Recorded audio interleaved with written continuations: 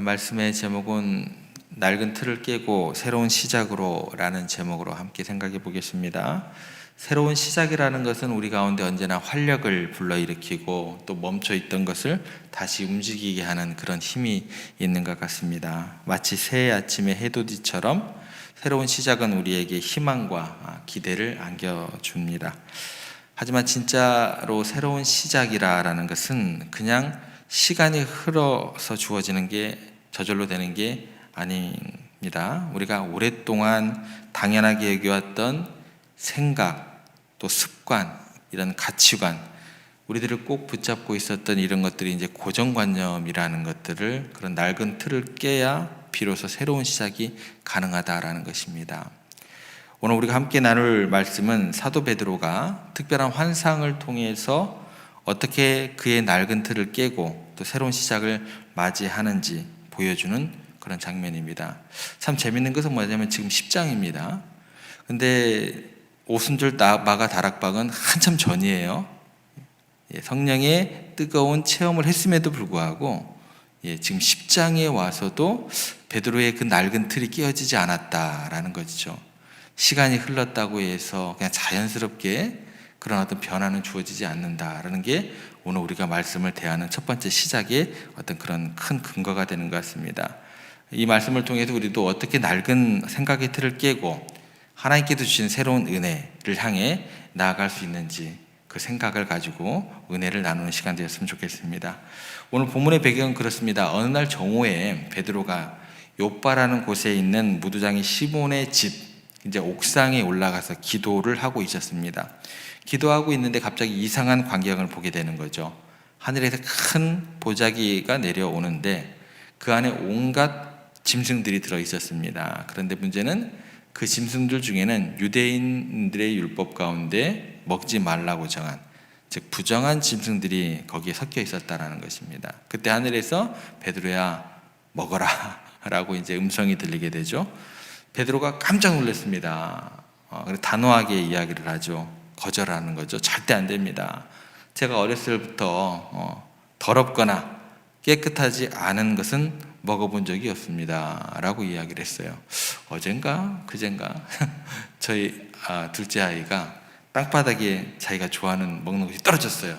떨어졌는데 금방 주워요. 3초 안 됐으니까 먹을게 하고 먹더라고요.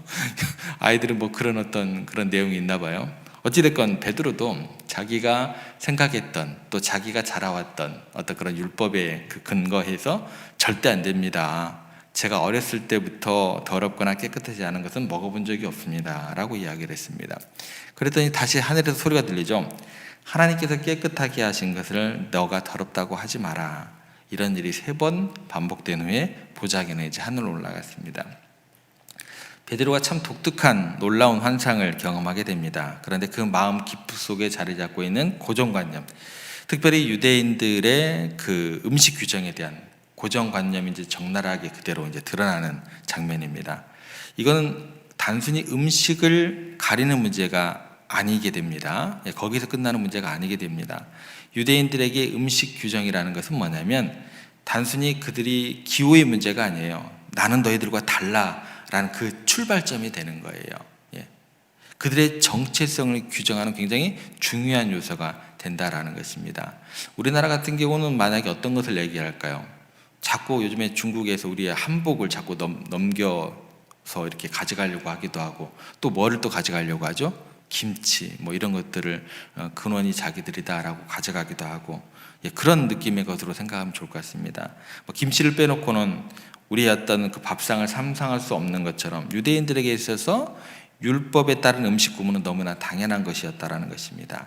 오랫동안 반복해온 습관, 이게 이제 익숙해지다 보면 이 사람들에게 있어서는 몸의 일부처럼 느껴지게 되고 이것을 바꾸기란 쉽지 않죠. 이 정도의 몸의 일부가 된다고 한다면 뭐예요? 이 정도 고정관념을 바꾸려고 한다면 몸의 일부니까 팔, 다리를 자르는 것처럼 그런 어려운 일이 되는 거고 두려운 일이 되는 것이다라는 것입니다. 우리에게 있어서 이런 낡은 틀, 우리에게서도 이런 고정관념이 있을 수 있다라는 것입니다. 그렇다면 이런 고정관념은 어디에서 오는 걸까? 그런 고정관념의 다양한 원인들이 있다라는 거예요. 그런데 그 원인들 자체가 우리들에게 주어지는 고정관념 그 원인들 자체가요, 성경적이지 않은 경우가 거의 대부분이다라는 것입니다. 첫 번째로 뭐냐면 우리가 신앙생활 하면서도 그 고정관념이 어디에서 오느냐, 그 첫 번째는 우리의 과거의 경험에 만든 틀일 수도 있다라는 거예요. 과거에 안 좋았던 경험, 우리 마음의 깊은 상처와 두려움으로 남기고 새로운 것을 시도하는 것을 망설이게 만드는 게 그 고정관념의 첫 번째 가장 큰 부류 가운데 하나입니다. 예를 들어서 어린아이가 이제 뜨거운 냄비를 만졌다. 다시는 부모님이 그 근처도 못 가게 하겠죠. 또 어렸을 때 그런 것들을 만지지 않는다고 해도 약간의 뜨거움을 아이들에게 느끼게 해주면서 절대 이거 무서우니까 가지 마. 아이들도 그걸 만져보니까 뜨거워요. 절대 그 근처를 안 가는 거죠. 그죠? 어떤 실패했던 기억이나 상처받았던 기억 때문에 새로운 도전을 두려워하는 것입니다. 이러한 경험은 좋은 측면은 뭘까요? 우리를 보호하기도 해요. 보호하기도 하는데 동시에 뭐예요? 새로운 가능성을 맞는 벽이 되기도 해요. 근데 이게 인간들은 한쪽으로 치우쳐버린다는 거예요. 그러니까 하나님께서 이런 것들을 보호장치를 주는 것은 뭐예요? 우리를 보호하기 위한 거는데, 그리고 다른 측면은 뭐예요? 새로운 가능성을 막지는 않아야 되는데 우리 인간들은 어떻게 돼요? 오로지 한쪽이에요. 이게 문제가 되는 거예요. 이게 그래서 고정관념이 되는 거예요. 그래서 비성경적이 되는 거예요. 그죠? 좌우를 치우치지 않아야 되는데 우리 인간들이 이게 쉽지 않다라는 거예요. 그래서 이런 고정관념이 생기게 된다. 비성경적이 되는 것입니다. 그래서 이게 고정관념을 생성하는 비성경적인 하나의 출발점이 되는 것입니다. 두 번째 또 어떤 것들이 있냐면 주변 사람들이 하는 말이에요. 그리고 이런 주변 사람들이 많이 모이면 어떻게 돼요? 분위기가 되는 거예요. 분위기가. 주변 사람들이 뭐 다들 그렇게 하니까, 교회가 다들 그렇게 하니까, 세상이 다들 그렇게 하니까, 원래 그렇게 해왔으니까. 이게 뭐예요? 이렇게 말하는 게 하나의 고정관념이다라는 거예요. 사회적으로 당연하게 여겨지는 그런 생각이나 분위기. 그러면 우리를 어떻게 해요? 우리 생각을 그 좁은 틀 안에 가두게 된다라는 거예요. 우리 하나님은 어떠신다고요? 광대하신 분인데, 개별적으로 만나는 우리 하나님이시기도 하지만 전체적인 어떤 그 모든 것들을 주관하시는 하나님이시기도 하시는데, 근데 우리 인간들은 어떻게 돼요?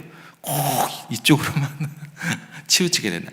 근데 신앙이라는 것은 여러분들요, 센터 처치입니다. 중심을 잡아 나가야 돼요. 좌우 아니고 중심이에요. 하나님 말씀인 중심을 잡아 나가는 거거든요. 우리의 생각을 좁은 틀 안에, 다들 그렇게 하니까, 원래 그래 왔으니까, 이런 생각의 틀 안에 가두게 됩니다. 마치 뭘까요? 유행하는 옷을 입지 않으면 왠지 뒤처지는 것 같고 뭐 그런 느낌을 받는 것처럼 우리 주변의 시선과 사회적 통념이 영향을 받게 된다는 거예요. 그러다 보면 교회도 어떻게 돼요? 교회도 하면은 다 해야 될 것 같아요. 그럴 필요 없다라는 거예요. 그럴 필요 없다라는 거예요. 이게 두 번째 고정관념을 일으키는 비성경적인 어떤 접근 가운데 하나입니다. 세 번째는 뭐냐면 나만의 생각과 습관이 힘이 작용이 된다라는 거예요.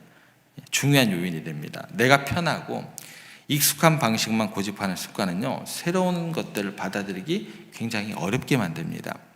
마치 이제 내가 신던 신발만 신으려고 하는 것처럼 새로운 변화는 내가 조금 불편한 마음을 동반하기 때문에 그래요. 이러한 습관은 우리에게 안정감을 줍니다. 야, 나 그래도 잘하고 있어. 잘하고 있어. 그런데 동시에 잘하고 있다는 그 만족감은 성장을 멈추게 하는 요인이 되기도 합니다. 제가 어제 저녁에 구역장모들 잠깐 만나서 했던 얘기가 있어요. 뭐든지 우리가 완벽하진 않아도 해보는 것이 중요하다는 거예요. 해봐가지고 안 되면 또 실수를 우리가 또 경험 삼아서 또 다른 것들을 도전하고 이렇게 하는 게 중요해요. 아무것도 안 하는 것이 더 큰 문제다라는 거예요. 어떻게 해서든지 부족하더라도, 우리가 잘하지 못한다고 하더라도, 어떠한 것들이 숙제가 주어진다고 하면 부족하더라도 한번 해보고, 또 하나님께서 주시는 은혜를 가지고 또 다른 생각을 가지고 계속해서 도전해 나가보고, 함께 그 마음을 가지고 해가나가는 것, 그게 더 중요하다라는 거예요. 야, 봐봐, 안 됐잖아, 내가 얘기했잖아, 뭐 이런 식의 얘기보다도 어쨌든 이런 다양한 뿌리에서 비롯된 낡은 틀, 고정관념은요 굉장히 높은 벽과 같아가지고 우리의 눈을 가리고 새로운 가능성을 절대 보지 못하게 합니다. 새 일을 행하리라 라고 하시는 그 주님의 음성을 들어도 이런 고정관념이 부닥치게 되면 그대로 그냥 새 일은 남의 일이 되는 거예요. 나중 일이 되는 거예요. 오늘 새 일을 행하리라고 하신 그 주님의 말씀마저도 마치 색안경을 끼고 세상을 보면 세상이 온통 그 색으로 보이듯이 고정관념은 진실을 왜곡하고 우리의 좁은 생각을 그대로 갇히게 만들게 한다는 것입니다. 베드로의 공격은 뭐예요? 율법에 대한 굳건한 믿음이 이게 나쁜 것은 아니잖아요. 그죠? 근데 율법의 깊은 그 믿음 자체에 그 근본 베이스가 뭐냐는 거예요. 그것을 놓치고 있다는 거예요. 굳건한 믿음이 오히려 하나님의 더 큰 뜻, 율법 가운데 있는 깊은 뜻, 이것을 보지 못하게 하는 장애물이 될 뻔했던 그런 사건입니다. 바로 이런 상황에서 하나님께서 그 틀을 깨는 도전을 두시죠. 눈을 떠라! 라는 것이죠. 맹인 바디메오에게 눈을 떠라! 라고 이야기하신 것처럼. 그게 기적이다라는 거예요. 우리 가운데 주어지는 기적이 뭐예요? 여러분들 고정관념에 붙잡혀 있었던 그런 마음들이 활짝 열리는 거, 그게 뭐예요? 그게 기적이죠. 하나님께서 깨끗하게 하신 것을 네가 더럽게 하지 마라. 더럽다고 하지 마라. 단순히 음식에 대한 얘기가 아니죠. 율법이라는 좁은 틀에 갇혀 있었던 베드로 생각을 넓혀주시고, 크고 놀라운 게 더 나아가서 모든 민족에게 복음을 전하는 명령을 깨닫게 하시는 메시지가 되는 것입니다. 베드로가 율법이라는 렌즈로만 세상을 보던 시각에서 벗어나 하나님의 눈으로 세상을 바라보도록 초대하신 것이다라는 것입니다. 그래서 오순절 성령 강림 사건 이후에 더 큰 변화는 언제 주어지게 돼요? 지금 주어지게 돼요. 지금 불로 그건 한참 전 이야기예요. 불로 경험되어졌다고 해서 하나님께서 원하시는 예수 그리스도의 장성한 분량에까지 이르는 것은 더 뒤에요. 여기에서도 완벽한 베드로는 아닐 거예요. 그죠? 주님 부르시는 그날까지 예수 그리스도의 장성한 분량에 이르도록 하나님의 음성을 더욱더 깨어서 경청하고 기도하고, 그 모습이 베드로의 모습이 아니었나라는 생각을 하게 됩니다. 날개틀을 깨는 것은요 마치 집을 리모델링 하는 것과 같아요. 불편하고 낡은 부분을 떼어내면 편리한 공간을 만들 수 있는 것처럼 우리의 낡은 생각을 버려야 거기에 새로운 은혜를 담을 수 있다는 것입니다. 베드로에게만 주어진 도전이 아니겠죠. 우리 삶 속에서도 끊임없이 우리의 낡은 틀을 깨는 그런 도전을 하시고 우리를 변화시키기를 원하는 우리 하나님의 음성으로 우리가 이 시간 생각하면 좋을 것 같습니다. 그러려고 한다면 뭐예요? 익숙한 편안함에서 벗어나 새로운 것들을 받아들여야 한다라는 거예요. 여러분들이 익숙한 이부자를 깨고 나오셨잖아요. 이런 하루하루의 일상들이 모여서 우리의 고정관념이 깨어지고 우리에게 새로운 일을 행하시고자 하시는 그 주님의 그 역사가 우리를 통해서 일어날 줄을 믿으시기를 바랍니다. 그 가운데 크고 놀라우신 자유와 은혜를 우리 가운데 허락하신다라는 것입니다. 그런데 이 틀 깨는 게 굉장히 쉬운 일이 아닙니다. 익숙해졌던 것과 헤어지는 것은 우리에게 불안과 두려움을 주기 마련입니다. 그런데 이 과정을 거쳐야 새로운 시작을 여는 열쇠가 된다라는 것도 꼭 기억하시기 바랍니다. 그래서 베드로가 환상을 통해서 새로운 깨달음을 얻었듯이 우리 또한 말씀을 통해서, 그런다고 또 계속 환상을 주세요 환상을 주세요 그렇게 기도하시면 안 되고, 말씀을 통해서 성령님, 이 말씀을 통해서 성령님께서 이 말씀을 나로 조망하게 하여 주시고 도움을 통해서 우리의 낡은 틀을 돌아보게 하시고 변화를 두렵고 힘들겠지만 용기를 가지고 받아들이게 하여 주시고 그렇게 새 일을 행하시는 새로운 시작을 경험할 수 있도록 하여 주세요 라고 이 새해가 되어지는 이 시간 가운데 우리가 기도했으면 좋을 것 같습니다. 그래서 베드로가 오랫동안 믿어왔던 다른 환상을 보고 혼란스러워했던 것처럼 우리 또한 그 변화의 순간에 마음으로 갈등을 겪을 수도 있습니다. 충분히 자연스러운 반응이에요. 그런데 중요한 것은 뭐냐면 갈등이 있기 때문에 우리 가운데 하나님께서 더욱더 뚜렷하게 말씀하시는 거예요. 내가 거룩하다고 한 것을 너가 더럽다고 하면 안 되지 않느냐. 고민이 있는 사람에게 말씀을 읽을 때에 더욱더 뚜렷하게 하나님께서 기도 가운데 말씀을 통해서 여러분들에게 응답해 주실 줄 믿습니다. 두렵고 고민하는 사람이 말씀을 읽을 때 더욱더 또렷한 하나님의 음성을 듣는 거예요. 아무것도 하지 않잖아요. 아무것도 안 들려요. 기도만 한다고 또 하나님의 음성이 들리냐? 그것도 아니에요. 그러다가는 내 생각으로 그 기도의 결과가 나아갈 수 있어요. 중요한 것은 갈등이 있으니까 하나님께서 우리에게 말씀하신다. 그 갈등 속에서 우리는 하나님의 음성을 더욱더 또렷하게 듣게 되고, 그 또렷하게 듣는 음성을 우리가 어떻게 돼요? 더욱더 순종할 수 있는 용기가 생기는 것입니다. 어두운 밤을 걸을 때 작은 불빛 하나가 큰 도움이 되는 것처럼 깜깜하고 아무것도 들리지 않는 암흑 같은 발걸음을 걸어갈 때 그 가운데 하나님의 말씀과 성령이 인도하시면 우리를 그렇게 새롭게 하시는 변화의 길을 걸어갈 수 있는 큰 힘이 된다. 그렇게 믿으시기를 바랍니다. 그리고 이런 변화를 받아들인 용기는 바로 믿음에서 나타난다. 믿음은요, 그냥 믿습니다가 믿음이 아니에요. 제가 장례 설교할 때 항상 마지막에 하는 설교가 있습니다. 믿음은요, 역사가 있어야 돼요. 믿음의 역사예요. 역사함이 있어야 그거는 믿음이라고 제대로 말을 할 수 있는 거예요. 이런 받아들인 용기는 바로 믿음에서 나온다. 역사하는 힘이 있다라는 것을 기억하시면서 하나님을 믿고 그분이 우리를 좋은 길로 이끄실 걸 믿을 때 우리는요, 그 두려움을 이겨내고 용감하게 새로운 시작을 할 수 있을 것입니다. 그리고 그 믿음의 발걸음을 내디딜 때마다 베드로의 변화가 이방인들에게까지 복음이 전해지는 계기가 되었듯이 우리의 변화된 모습을 통해서 다른 이들도 하나님의 은혜를 경험하게 될 줄로 믿습니다. 결국 우리가 두려워하던 변화는 하나님의 손길 아래서 더 큰 축복의 통로가 될 줄로 믿으시기를 바랍니다.